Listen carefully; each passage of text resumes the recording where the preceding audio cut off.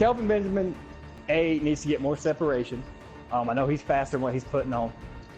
B, he needs to quit dropping balls. He dropped a lot of passes last year. Seattle, there was 3 touchdown passes that he dropped, blatantly open touchdown passes that he dropped, which cannot be happening in the NFL. The dude's got talent. I don't know what his problem is, but he needs to stop. Really, and Ron Rivera, he needs to put one of the best tight ends, Pro Bowler last year, and he deserved it, Greg Olsen. Dude's a freak. He's good. He catches a pass anywhere near him. He's so underrated. He's so underrated. He's so underrated. Like, he runs routes like a receiver. He has hands like a receiver. He's really good. Yeah, man. Greg Olsen has so much to contribute. Ron Rivera every year quits targeting him for whatever reason. Yeah, I don't know. Why would you make him a blocker? Like, I don't know. Because Ron Rivera. That's why. That's another thing I was going to go into. The coach, Ron Rivera, like, NFC South sucked last year, period. All right? We got to a playoff game, repeated NFC South championship, first time it's ever been done. Hey, good shit. Proud of my boys. But at the same time, y'all was playing pretty well against the Seahawks until that interception return. We picked it up. Yeah. We definitely picked it up for the end of the season. But what kills me, man, just to watch this, the year that we had that dominating year. Yeah. Which 2 years ago.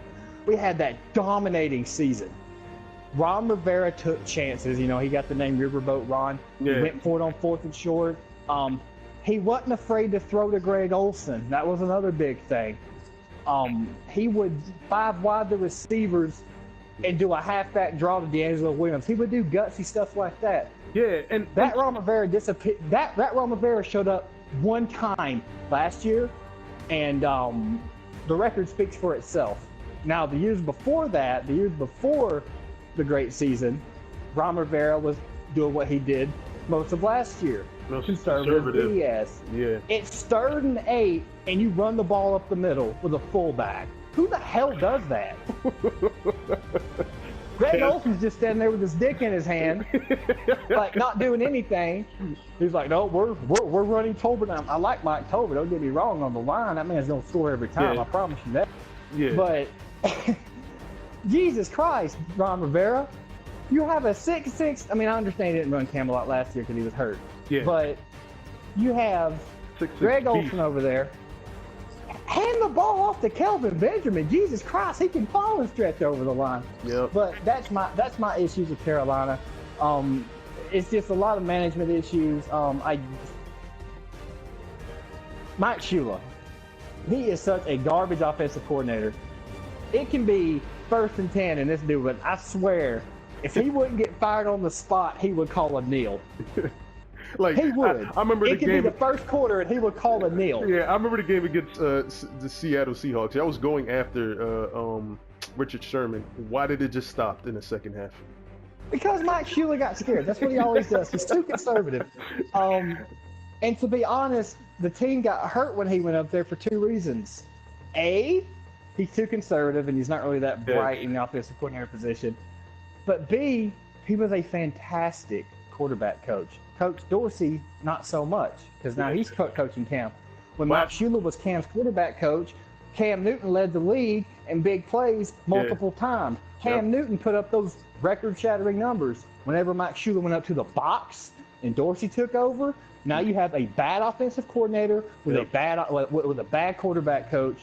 And to me, it's holding Cam back because that man's got talent. He's got a cannon arm. We've seen him be bloody accurate. I'm not going to say he don't have his faults because he does. He does force passes a lot. He needs to quit that shit. And this whole throwing high stuff, he only started that when he, well, he's always kind of done it, but it got worse whenever he hurt his ankle and stuff. So hopefully that's going to be calmed down a little bit. But once your body's in the habit of doing so, he's going to have to be broken, and a great quarterback coach will be able to break that off him.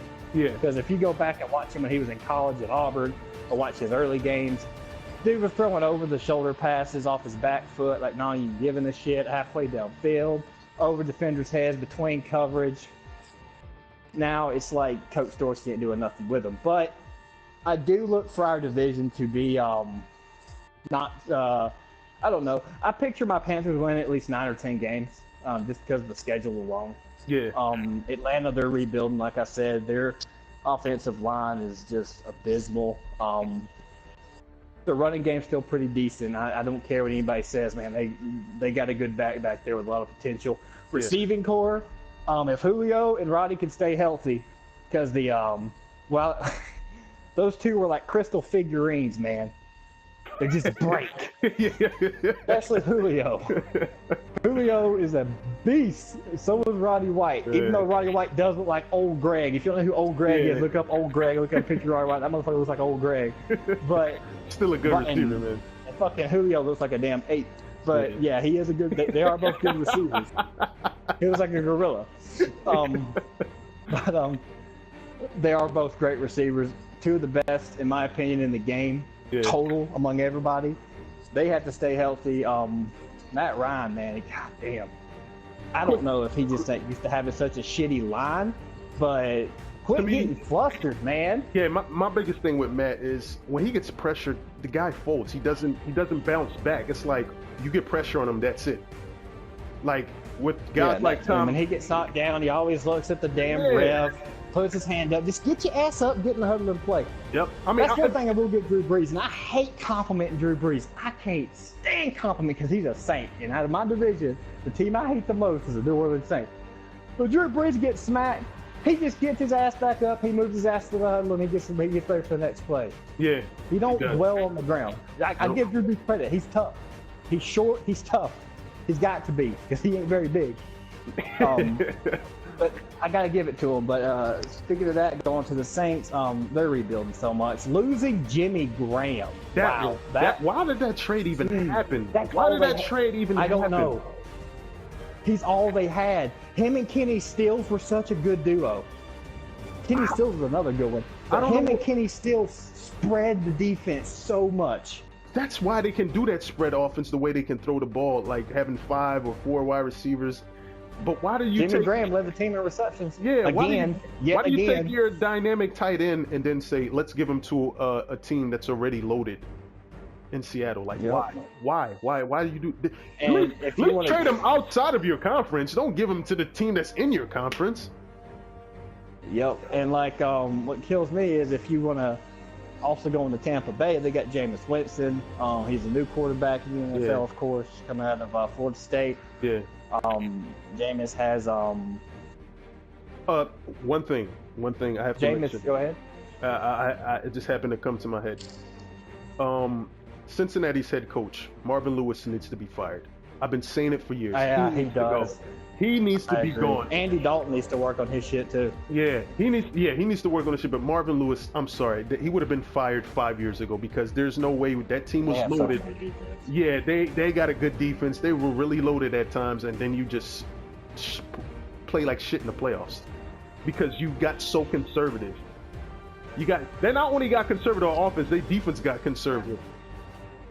You stop playing the way that's helping you successful into the playoffs. He needs to be gone. I'm sick and tired of Marvin Lewis. Yep, I agree. And we'll get into we'll get into coaches that'll be axed in a minute. We'll go and finish up Tampa Bay. Jameis Winston, looking for big things out of him for at least 1 or 2 games before this film on his ass and they figure his ass out. Yeah, we'll see how it goes in there. But as far as coaches that to be axed, I do agree. Marvin Lewis is one of them. I don't know. Ron Rivera, his ass. And I like Ron, but he just, I feel what you're saying. I don't hate him as a person, to tell you the truth. Like, to me, the dude's a defensive genius. Like, people say Dick LeBeau. No, I think Ron Rivera is equal to, if not, I'm not gonna say better, but I would say he's at least on the equal playing field with Dick LeBeau as far as defensive prop. The dude's good, but he's not head coach material, man. He makes some bonehead decisions. And as a Philly guy, they all come. Sean McDermott, who's your defensive coordinator, he done a hell of a job. I wish he was still with the Eagles. He's good. Yeah, they got rid of him. That was another stupid decision. Rid of him after 1 season. Give him a chance, man. Like, and these guys come from the Jim Johnson tree branch. So I was like, come on, man. Leslie Frazier in Minnesota. I was like, another good defensive-minded coach. I like these guys all came from the Jim Johnson tree. So I was like, when they let go of Sean McDermott, I was like, and then you replace him with fucking Juan Castillo. I can never get over that decision. That was idiotic. You should have the alarm should have been ringing when he tried to make Asamoah into Rod Woodson. What the fuck? I would have been like, "You're fired. I'm sorry, you're fired." Well, he's already been let go, or he left on his own accord. But we all know why he left on his own accord. He was pressured out. Yep. Jim Harbaugh should still have a job in the NFL. I'm glad you brought to that point. The owner for the 49ers needs some psychiatric help. Colin Kaepernick is the problem with that team. It's not Jim He has Harbaugh. a bad attitude. His body language is terrible. I sit there and watch him go out there and throw a pick after pick after pick. And he goes on the sideline. Jim's trying to talk to him, and he just walks away. Like, Colin Kaepernick, who the hell are you? Like, for real. You're out there throwing picks. That's not the coach's fault. You have to throw the football. That's your fault. Yeah. I mean, I don't understand how you get rid of a guy that got you to the NFC Championship game. You got to the Super Bowl, and now you're... Where was that team without Jim Harbaugh? Oh, yeah, irrelevant. They had lost their, they got bandwagon. Hey, you know what? My thing is, if you're good enough to get bandwagoners back, that's saying something. Jim Harbaugh got bandwagoners back. Yeah. All right? I got people out here in Arizona that, diehard freaking Arizona Cardinals fans. They're in the same conference in the NFC West. And you see like 49 people running around everywhere. I'm like, yeah, they were. Now, these people, all these 49 jerseys were not here a few years ago. Yeah, yep. Now they're everywhere. Jim Harbaugh did that. I mean, Chad York, like, why are you alienating? Now you want to talk about how he was this and that when you don't have. We'll see when you can't win more than 5 games how you miss Harbaugh. We'll see how you. Oh, they're gonna be in trouble. Oh, you lost your best defensive player. The new coach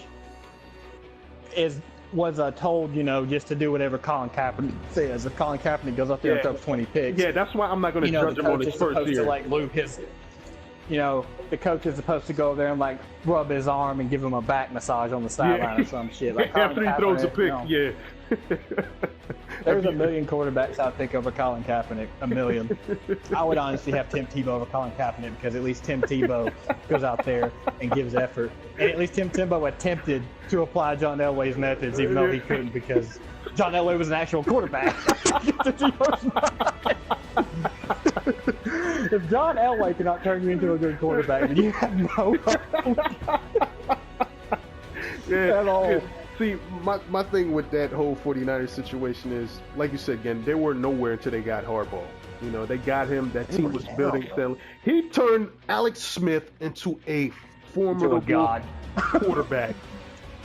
What I love about when a good coach is a good coach, he took what Alex Smith did best. Kansas City would have never drafted. Kansas City never would have traded for Alex Smith if Jim Harbaugh wouldn't have built him up. If he was, yep. And Harbaugh was smart. He said, I'm not going to make him do anything outside of his limit. I'm going to get him a running game. Good. I got a good tight end. I'm going to use him. And I'm going to, and I have a great defense set in place. I'm going to use it. Yep. Good line. Yep. Stop the run and run the football. Yep. Stop the run and run the football. Good receivers. Exactly. And Chad York says, nope, I'm going to fire this guy because I have an ego. Yeah. I mean, like I said, granted the official release, he resigned and went, coach at Michigan. But I hope Michigan wins like a gazillion titles. To me, the fact that they even let him walk is a slap in the face. Not only to the rest of the team, but to him and his rep too. Because if you're just gonna let him walk like that, you're saying he wasn't that important to you? Yeah. To me, there is so much wrong with that. So much on such a grand scale. The guy. I think the 49ers are not gonna have there's no way in hell they're going to have a good year. Yeah, I don't see them winning more than 5 games. They're really in... Especially being in the NFC West. Yeah. That's a tough division, dude. You got Seattle. Yeah. Cardinals is not a pushover. Arizona ain't got no damn quarterback, but they got a good defense. Their defense is going to give you headaches, so it's like... They got fits. Yep. So it's like, why? I mean, they lost their best defensive player in Patrick Willis, too. That's a shame what happened to him with that injury. I really yeah, that is. For him. I really feel you got dumbasses on the team like Alden Smith being selfish. If Alden Smith wasn't so damn selfish, he could have been out there doing big things. He's a good player. Yeah, that's the thing that's wasted talent. That thing blows me more than anything. When a guy has that much fucking talent, you have amazing talent. Have amazing talent, right, Gannon? And he just throws it away because he wants to be a dumbass, immature and stupid. I'm telling you, Gannon, if I'm an NFL player, you know what my whole thing would? I would just be playing video games until football season come around. that's what I would be doing, man. I'll keep my nose clean, enjoy my money, invest in business, play my video games. Okay, football season, training camp, workout in the off season, I would have that all scheduled. I don't know why these guys need to do stupid shit. Yeah, and I agree. Like, it's just a damn shame, but I don't know. But to me, that is selfish, And he's constantly been in trouble. I'm surprised, honestly, they kept him on as long as they did. Yeah, I thought they would have released him. I thought they would. And everything he did, like, it wasn't like little stuff. Oh, the dude didn't pay a speeding ticket. No, this dude was out there doing like hardcore felonies. Yeah, the bomb threats and all that dumb shit. Like, what the fuck is wrong with you, Alden Smith? You have a privilege to play in the NFL. You're making great money. You're playing your sport that you love as a kid, and you want to throw it all away because you want to be an idiot. Yep, and real quick, speaking of, and like I said, there is no love for me with the Arizona Cardinals, but, my man, you have to admit, the fact that they still have not got a quarterback instead of Larry Fitzgerald is some straight up BS. If I'm Larry Fitzgerald, man, I got the most respect for him because he just plays with anything. He stays. And he still puts up numbers. He is such a humble human being. Yeah. I respect Larry, and he was asked, I can't remember where he was asked at, but, and this isn't a direct quote, it was just something to this effect. Somebody asked him pretty much, well, why do you have any thoughts of going to free agency? And his response was pretty much like, nope, this is a team that gave me a chance out of college. This is the team that signed me. This is the team that's helped me provide for my family. I'm going to stick with them. To me, that's admirable because the man loves the game. And I know for a fact the man would love nothing more than to win a Super Bowl. Because that's why I was rooting for him. I was rooting for him against the Steelers. I wanted him to win that Super Bowl. I was like, please, give it to Larry. That was a closely contested game, and that was a hell of a game. But and going back to the Super Bowl, they haven't been relevant since then because Kurt Warner retired, Hall of Famer, by Kurt. But it's no coincidence that you lose a good quarterback and the team suffers. Now they are an example of you need offense because their defense is solid. But the problem is their defense will stop them and stop them. Their defense gets tired because of 3 and outs. Yeah, and then they go inside Kevin Kolb a few years ago. Mr. Scaredy Cat. That's why I call Kevin Kolb Scaredy Cat. Kevin Kolb acted hurt, so he had to play, or the team made him act hurt. One of the two. Did you see his expression when he played against the Packers when his first start? It was like, what am I doing here? I looked at his face. I was like, he's done. He's done. And that hit already, he got hurt. When Clay Matthews attack, I was like, "You're done, man." "Quote unquote hurt." Let's just be real. "Quote unquote hurt." Then they get like, get out of here, man. They do all this crap, and I don't know. Arizona needs to really fix their infrastructure there because I understand this year's draft class there wasn't a whole lot of hot quarterbacks. I totally understand, but next year, there's some good quarterbacks right now in college football. Just saying, good. I'm sorry, good. They're good in college. They're good prospects for pro. We don't know if they're going to be good in the pro, but you need to get a quarterback. You need to get somebody you can build that franchise off of. We don't know how much longer Larry has left. First off, I'm not just saying build a team around Larry, but you have this all-star receiver who can get open under any circumstance, and nobody to throw to him. That's a waste. Yep. And I'm like, I have to give Larry props though, Samantha, because he goes out there and hustles every play, knowing daggone well the ball ain't gonna get to him. Yep. And still hustles. They drafted the guy from Notre Dame, who's a pretty good. I think was a pretty good fit next to Larry. But if you don't have that quarterback, he becomes nullified. Like, I just feel bad for him. I think he needs that quarterback. He doesn't need a quarterback per se because he has talent, but he needs that quarterback that's good. If he's not getting the ball, he knows the quarterback is going to get the ball to the other good players on that offensive side of the ball. Like, and they need an offensive line too. Their offensive line is not that good either, so they need a lot of help in that area. But I think they'll give that division. That division to me is still pretty strong. They always can never count them out. Ever. Yeah, you can't. When you play Arizona, it's not a game you can just check off and say that's a win. No, it's a game that's going to make you sweat. It's a worry game. Like, these guys can beat us, and we got to be on our game. Yep. And to piggyback on that, I'm sorry. I hope I don't LeBron. Choke on these fries.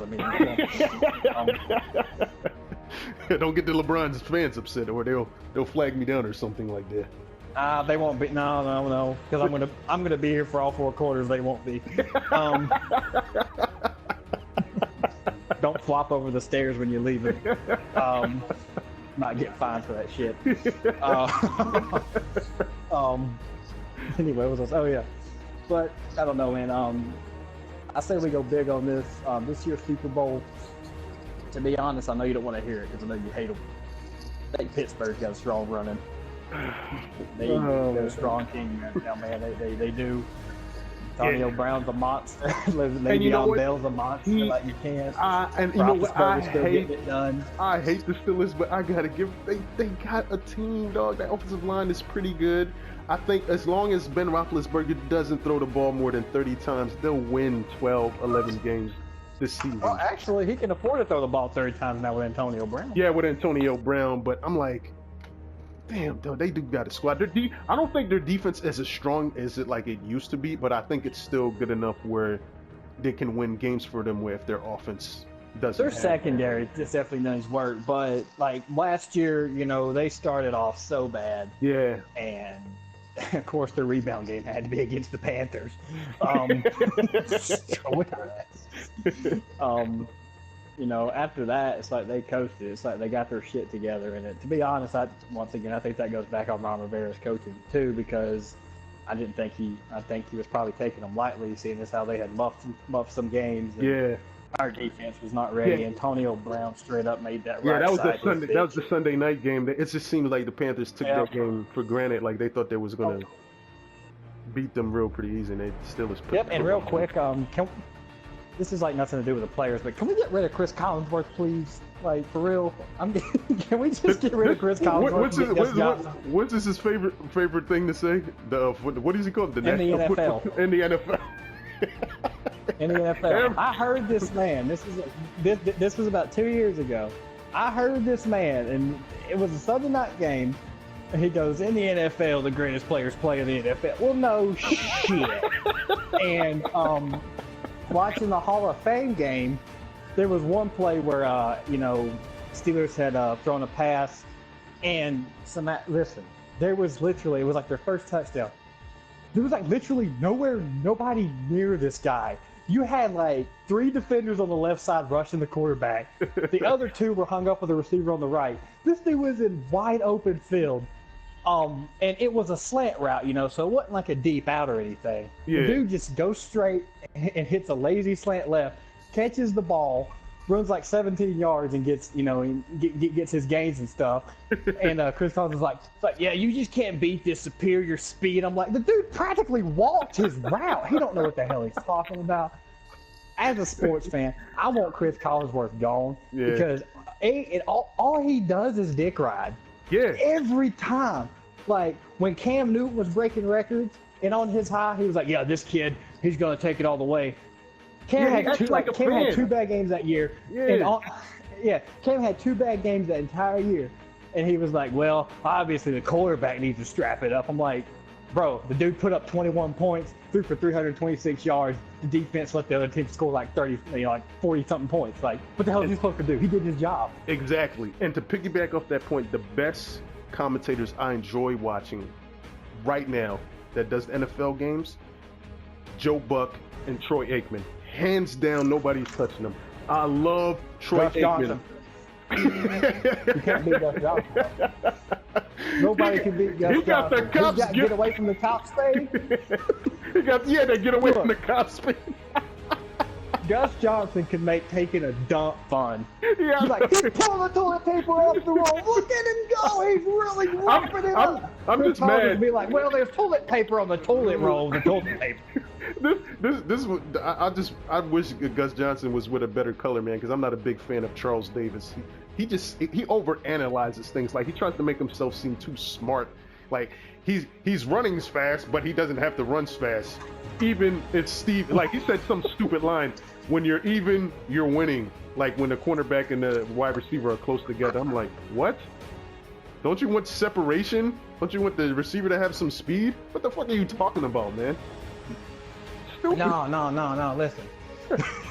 Chris Collinsworth is a cancer. And Al Michaels, I think he has dentures. I mean, I think one day I saw his denture cream rubbing on his lips. I swear, those two sometimes. I don't know if it was his denture cream or Chris Collinsworth's cum in his mouth, but there was on that man's lips. Do you notice Al Michaels when Chris Collinsworth says something, he always has to be a comedian afterwards. I hate that shit with a passion. It's like, oh, it looks like he just got hurt on the play. I think he's probably hurt. His leg's missing. Well, that's right. He got a leg up in life. That's the shit he does. It hurts me. I'm like, dude, if you're a commentator, please act like one. You're not a comedian. Please, you're not even funny. At least when Troy Aikman makes a joke, it's legitimately funny. Like exactly. I remember watching Gene's Territory, you know, the referee. Yeah. No, I mean not Gene's Territory. What the heck's that dude's name? Ed Hockley's. That's the really buff one. It was Ed Hockley's. Yeah. He goes out there and he somebody scored, and Troy Aikman goes, I think Ed Hockley needs some of that degree from men. I don't know if he's perspiring or his shirt's just afraid and is sweating by his huge arms. That's funny. That's comedy. Al Michaels would have been like, oh, there's stripes. Oh, I'm sorry. Chris Collinsworth had to set it up. There's stripes in that ref shirt. Well, what a sharp edge on that stripe. Exactly what he was. This is some stupid shit he would say. And what a sharp stripe it is. It seems like Al Michaels just has the last word every time he piggybacks off of Chris or something. Chris Collinsworth looks like a rat. He looks like Master Splinter off the Ninja Turtles movies from the 80s and 90s. If you go watch them live-action Ninja Turtle movies, all the good ones, I might add, he looks like Master Splinter in the face. And for me, I'm a football guy. At a certain point, I get tired of that opening intro with NBC. This is football night, and I'm like, just get to the fucking game. I don't care about that shit, man. I mean, I don't like. It's after week 6, I get tired of it. I just want to get to the fucking game. The singing shit has to stop, man. I really hate musicals in general, but I just don't like. Come on, man. The intro goes. You know what I wish the NFL would do, and they won't do it. They won't do it. I just wish they would. I don't watch soccer. In fact, I think it's an athletic sport. Yeah, it really is, and it takes a lot of skill to play. But to me, it's up there with watching paint dry and watching the syrup leave my syrup bottle to hit my pancake when it's really thick syrup in an entertainment factor. Okay, it's boring as hell. But I gotta give soccer props here. Props, not props. Especially like over in Europe, there is no TV timeout. Yeah. They won't even go to commercials most of the time. Yeah. And if they do, the game is still playing. Yep. Football needs to do that because it's not that bad if you're watching on Sunday Ticket, you know, and you're getting like the local broadcast on Fox. Yeah. Those commercials are manageable, but God bless. Primetime games. It's a primetime game every 3 freaking minutes. Well, we're gonna stop playing commercial break. It's like, and what pisses me off is when they come back. When they come back, it's like almost in the middle of the play. What the fuck, man? Yeah.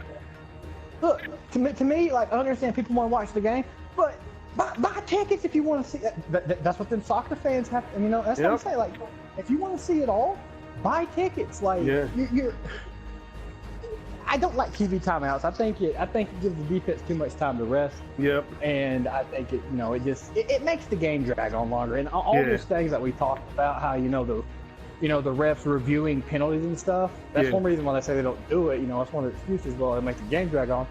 We're having so many damn TV timeouts. Exactly. Especially when it's a challenge. Like I hate when it be like, we'll be right back after the challenge. Why?